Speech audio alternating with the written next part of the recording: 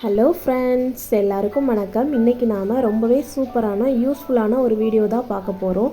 நம்ம வீட்டில் கிச்சனில் எங்கேயுமே பல்லி பூச்சி எந்த தொல்லையும் இல்லாமல் இருக்கிறதுக்கு நம்ம சூப்பரான ஒரு க்ளீனிங் டிப்ஸ் தான் பார்க்க போகிறோம். அதுக்கு முன்னாடி நான் யூஸ் பண்ணுற பிளாஸ்டிக் ப்ரூம் எப்படி இருக்குதுன்னு நான் உங்ககிட்ட சொல்கிறேன். நான் இந்த ப்ரூம் வாங்கி இப்போது 1 மந்த் ஆக போகுது. நான் யூஸ் பண்ணிட்டு தான் இதோட ரிவ்யூ கொடுக்குறேன். இந்த பிராண்டோட பேர் காலா. இது நோடஸ்ட் ப்ரூம். இதில் இருந்து எந்த ஒரு டஸ்ட்டும் வராது, லைஃப் லாங்காக இருக்கும். இது ஒரு பிளாஸ்டிக் ப்ரூம், நல்லா லெங்க்த்தியாக இருக்குது. குவாலிட்டியும் ரொம்பவே சூப்பராக இருந்தது. இது ஃபஸ்ட்டு நான் வாங்கும்போது எப்படி இருக்குமோ அப்படின்னு பயந்துக்கிட்டே தான் வாங்கினேன். நானும் நிறைய ரிவ்யூஸ் எல்லாம் பார்த்துட்டு தான் வாங்கினேன். நல்லா அதோட ஹேண்டிலும் நல்லா நீளமாக இருக்குது. அந்த பிளாஸ்டிக்கோட குவாலிட்டியுமே ரொம்பவே நல்லா இருந்தது. நம்ம நின்றுக்கிட்டே ஒற்றை எடுக்கிறதுக்கும் இது ரொம்பவே ஹெல்ப்ஃபுல்லாக இருக்குது. அந்த மாதிரி ஒற்றைலாம் இருந்ததுன்னா ரொம்ப டஸ்ட்டு அதில் கீழே விழுறதில்ல. அதிலே நல்லா சுற்றிக்குது. அதே மாதிரி டஸ்ட்டு கீழே கம்ப்ளீட்டாக நல்லா கூட்டி தர்றதுக்கு யூஸ்ஃபுல்லாக இருக்குது. மேலே இந்த மாதிரி ஹோல் கொடுத்துருக்கிறதுனால நல்லா அதில் தொங்க போடுறதுக்கும் நல்ல வசதியாகவே இருக்குது. நான் இது வாங்கினதுக்கு மெயினான ரீசன் நான் ஏற்கனவே நார்மலாக நம்ம யூஸ் பண்ணுற ப்ரூம் நான் இங்கே நான் 1 இயர் கிட்ட ஆக போகுது. அதுக்குள்ளே நான் இங்கே ஒரு 6 ப்ரூம் கிட்ட நான் வாங்கிட்டேன். ஏன்னா ரொம்பவே கீழே நான் அது எனக்கு மேக்ஸிமம் 1.5 மாதம் அந்தளவு கிட்ட தான் வருது. ரொம்ப டஸ்ட்டு வரும். அதிலேருந்து அந்த ப்ரூம் ஃபுல்லாக தேயறதுக்குள்ளே கடைசி வரைக்குமே அதில் டஸ்ட்டு வந்துக்கிட்டே தான் இருக்குது. டஸ்ட்டு வந்தாலும் பரவாயில்ல, அதோட குவாலிட்டியும் அந்தளவுக்கு எனக்கு தெரியல.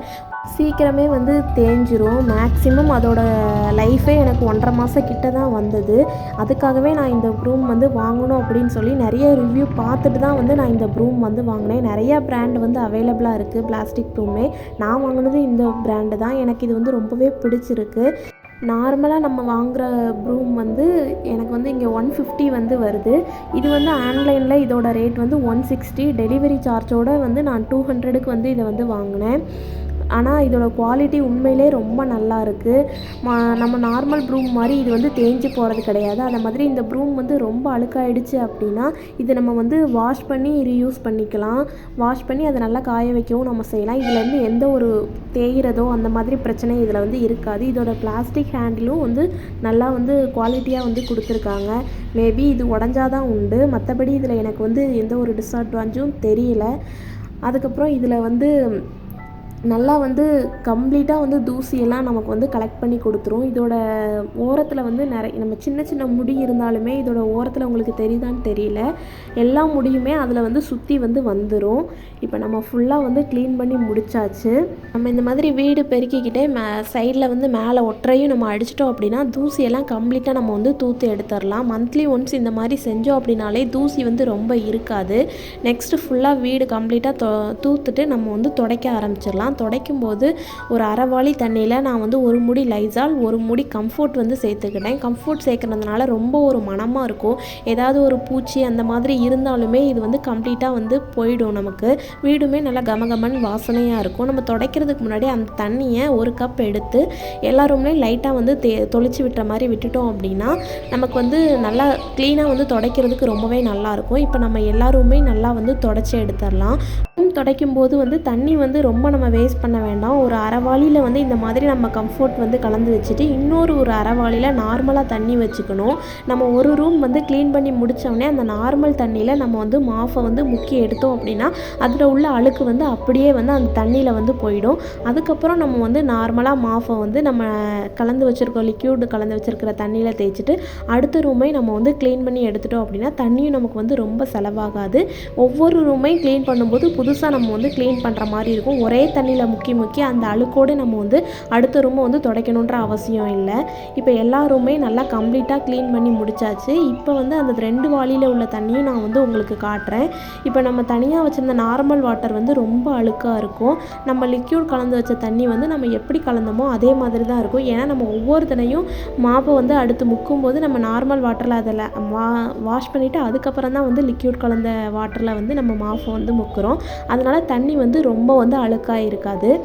இப்போ நெக்ஸ்ட்டு நம்ம வீடெல்லாம் ஃபுல்லாக கம்ப்ளீட்டாக க்ளீன் பண்ணிவிட்டு கையோடு பாத்ரூம் சுவர் அதுக்கப்புறம் கீழேயும் நம்ம கழுவி விட்டுட்டோம் அப்படின்னா நம்ம வீடே ஃபுல்லாக ஒரு க்ளீனிங்காக இருக்கும். பாத்ரூம் சுவரை வந்து நம்ம மேக்ஸிமம் ரொம்ப வந்து கழுவுறதில்ல. லைட்டாக இந்த மாதிரி ப்ரஷ்ஷில் லைட்டாக சோப்போ இல்லை லிக்யூடோ ஏதோ ஒன்று லைட்டாக அதில் அப்ளை பண்ணிவிட்டு சுவரை லைட்டாக நம்ம வந்து கையே வைக்க தேவையில்லை. அந்த ப்ரஷ்ஷிட்டே வந்து நல்லா வந்து தேய்ச்சி விட்டுட்டோம் அப்படின்னா, ரொம்ப தேய்க்க வேண்டியதில்லை. நம்ம வீக்லி ஒன்ஸ் இந்த மாதிரி தேய்ச்சி விட்டுட்டோம் அப்படின்னாலே நமக்கு வந்து அந்த ரொம்ப கரை வந்து சுவரில் வந்து இருக்காது. லைட்டாக இந்த மாதிரி தேய்ச்சி விட்டுட்டு நார்மலாக நம்ம வந்து தண்ணி வந்து அதில் வந்து அப்ளை பண்ணி விட்டால், தண்ணியை வந்து ஊற்றினாலே நம்ம அதில் உள்ள அழுக்கெல்லாம் வந்து நமக்கு வந்து நார்மலாக போயிடும். வீக்லி ஒன்ஸ் இந்த மாதிரி செஞ்சோன்னாலே நமக்கு வந்து சுவரில் வந்து ரொம்ப வந்து ஒரு உப்பு கரையோ அழுக்கோ வந்து நமக்கு வந்து சேராது. நம்ம டெய்லி செய்யணும் கூட அவசியம் இல்லை, வீக்லி ஒன்ஸ் செஞ்சால் கூட போதும் இந்த மாதிரி. அப்புறம் டெய்லியுமே நம்ம பாத்ரூமில் வந்து தரையில் வந்து லைட்டாக வந்து லைசாலோ ஏதோ ஒரு லிக்யூட், நீங்கள் க்ளீன் பண்ணுறதுக்கு என்ன லிக்யூட் யூஸ் பண்ணுறீங்களோ அதை வச்சு நம்ம அதுக்கப்புறம் தரையும் வந்து க்ளீன் பண்ணி விட்டுறணும். இப்போ நான் வந்து ஃபுல்லாக வந்து பாத்ரூம் வந்து க்ளீன் பண்ணிட்டேன் சுவரில். பாருங்கள், இப்போ அந்த சின்ன சின்னதாக இருந்த அந்த அழுக்கு கூட நமக்கு வந்து தெரியல. நான் நார்மலாக சோப் வந்து லைட்டாக அதில் அப்ளை பண்ணி தான் தேய்ச்சேன். அதிலே வந்து நல்லா மேக்ஸிமம் அழுக்கெல்லாம் போயிடுச்சு. இப்போ தரையும் நல்லா கழுவி விட்டுறலாம். இப்போ நம்ம ஃபுல்லாக கழுவி விட்டுட்டு லாஸ்ட்டாக நம்ம வந்து க்ளீன் பண்ணுறதுக்கு எந்த இதெல்லாம் யூஸ் பண்ணணுமோ அந்த ப்ரஷ்ஷு, மாஃபு, வாளி, அதுக்கப்புறமா ப்ரூம், இது எதுவுமே வந்து நம்ம எல்லாத்தையுமே லைட்டாக வாஷ் பண்ணி அதை வந்து நல்லா வெயிலில் வந்து காய வச்சு எடுத்துடலாம். மாஃபை வந்து நல்லா க்ளீன் பண்ணிவிட்டு அதை நல்லா நார்மல் வாட்டரில் கழுவிட்டு வெயிலில் காய வச்சு எடுத்தாலே மாஃப் வந்து ரொம்ப அழுக்காக இருக்காது. அப்புறம் கால்மிதியையும் வீக்லி ஒன்ஸ் வந்து நம்ம வந்து துவைச்சி வந்து வச்சிடணும். நெக்ஸ்ட்டு பாத்ரூம் ஜன்னலில், அப்புறம் பாத்ரூமில் வந்து ஷெல்ஃப்லாம் இருந்தால் எல்லா இடத்துலையும் இந்த மாதிரி நாப்தலின் பால்ஸை வந்து நம்ம வந்து வைக்கணும். அப்புறம் பாத்ரூம்லேயே மேலே ஏதாவது ஷெல்ஃப் இருந்தால் மேலேயும் 2-3 நாப்தலின் பால்ஸ் வந்து நீங்கள் போட்டிருக்கேன். இங்கே மேலெலாம் ஷெல்ஃப் எதுவும் இல்லாதனால இந்த மாதிரி ஒரு சின்ன ஒரு ஹோல் மாதிரி ஒரு டப்பாவில் அதில் நான் வந்து ஒரு நாப்தலின் பால்ஸையும் போட்டு வச்சுருக்கேன். இப்போ இதெல்லாம் போட்டு எனக்கு வந்து 1 months ஆயிடுச்சு. இன்னுமே அது ரொம்ப கரையில். மேலே வந்து நிறைய பள்ளி வந்து நான் வந்த புதுசில் ரொம்ப வந்து இங்கே இருந்தது. நெக்ஸ்ட்டு நாங்கள் வந்து ஊருக்கு போயிட்டு ஒரு 1 month கழித்து நாங்கள் வரும்போது வீடு ஃபுல்லாக ரொம்ப பெரிய பள்ளி வந்து நிறையா இருந்தது. எனக்கு என்ன பண்ணுறதுனே தெரியல. எல்லாத்தையும் க்ளோஸ் பண்ணி வச்சாலும் நம்மளோட கபோர்ட்ஸில் சின்ன சின்ன கேப் வழியாக நிறைய வந்து பள்ளி இருந்தது. அதெல்லாம் போகிறதுக்கு வந்து நான் செஞ்சது தான் இந்த நாப்தலின் பால்ஸ். நான் ஒரு பெரிய பேக்கெட் வாங்கி அதை எல்லா கபோர்ட்ஸ்லையுமே மேலே கீழே எந்த இடத்துலலாம் நான் பள்ளி வந்து பார்த்தனோ அவ்வளோ இடத்துலையுமே நான் வந்து நாப்தலின் பால்ஸை வந்து 2-3 நிறைய நாள் நான் போட்டு வச்சேன். கண்டினியூஸாக நான் இதை மாதிரி செஞ்சுக்கிட்டே இருந்தேன். அது கரைஞ்சதுக்கப்புறம் திரும்பவும் நான் வந்து அதே இடத்துல வந்து சின்ன குழந்தைங்க இருக்க வீட்டில் நீங்கள் இந்த நாப்தலின் பால்ஸ் போடுறீங்கன்னா கண்டிப்பாக வந்து கீழே எதுவுமே போடாதீங்க. அவங்களுக்கு வந்து தெரியாத இடத்துல மேலே அந்த மாதிரி இடத்துல மட்டும் நீங்கள் வந்து போடுங்க. குழந்தைங்க எடுத்து வாயில் வைக்கிறதுக்கும் வாய்ப்பு இருக்குது. இப்போ நான் வந்து கிச்சனில் வந்து அரிசி, பருப்பு, எக்ஸ்ட்ரா உள்ள க்ராசரிஸ்லாம் இந்த மாதிரி ஒரு பெரிய பெட்டியில் தான் வந்து போட்டு க்ளோஸ் பண்ணி வைப்பேன்.